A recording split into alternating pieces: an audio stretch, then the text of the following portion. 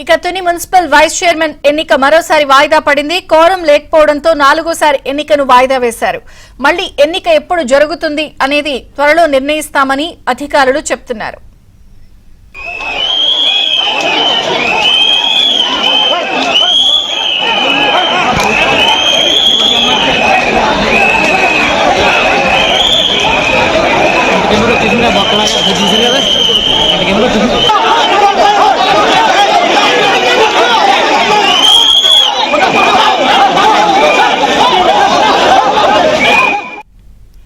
Tuni municipal vice chairman ఎన్నిక మరోసారి వాయిదా పడింది. కోరం లేకపోవడంతో 4గోసారి ఎన్నికను వాయిదా వేశారు.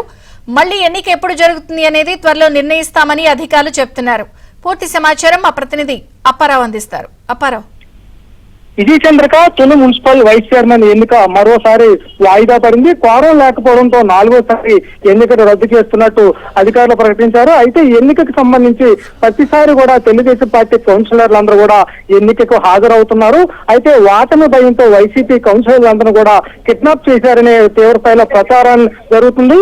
దీనికి తగ్గట్టుగానే తెలుగుదేశం వైసీపీ సంబంధించిన మాజీ మంత్రి రాజా కొనసాగంలో వైసీపీ కౌన్సిలర్లు 17 మందిని నిర్బంధించి ఎన్నికకు రాకుండా చేస్తున్నారు. ఈ నేపథ్యంలో 15 మంది వరకు క్వారం ఉండాల్సిన నేపథ్యంలో కేవలం 10 మందే ఉండడంతో తప్పనిసరి పరిస్థితుల్లో ఎన్నికల్ని రద్దు చేస్తున్నప్పుడు జిల్లా జాయింట్ కలెక్టర్ ప్రకటించారు. అయితే తిరిగి ఎన్నిక ఎప్పుడు నిర్వహిస్తామనేది త్వరలో చెప్తామన్నారు. అయితే ఇక్కడ జరుగుతున్న పరిస్థితిని రాష్ట్ర ఎన్నికల కమిషన్ దృష్టికి తీసుకువెళ్తున్నట్టు జాయింట్ కలెక్టర్ ఏబిఎన్ ఆంధ్రజ్యోతికి చెప్పారు. అయితే 2 సార్లు క్వారం లేకపోతే తదుపరి క్వారంతో సంబంధం లేకుండా ఎన్నిక నిర్వహించే నిబంధన ఉన్న నేపథ్యంలో తదుపరి ఏం చేయాలనే దాని మీద ఎన్నికల కమిషన్ నిర్ణయం బట్టి ముందుకు వెళ్తామని చెప్తున్నారు. మరోపక్క ఏదైతే తెలుగుదేశం పార్టీ కౌన్సిలర్లు ఏబిఎన్ ఆంధ్రజ్యోతితో మాట్లాడుతూ తాము వరుసగా 4 సార్లు హాజరయ్యామని వైసీపీ కౌన్సిలర్లు రాకపోవడంతో ఈ ఎన్నిక జరగలేదు కూడా చెప్తున్నారు. అయితే కొంతమంది వైసీపీ కౌన్సిలర్లు దాదాపు 9 మంది వరకు తెలుగుదేశం పార్టీలో చేరడానికి సిద్ధంగా ఉన్నారని, ఈ నేపథ్యంలో వాళ్ళందరినీ కూడా నిర్బంధించి బయటకు రాకుండా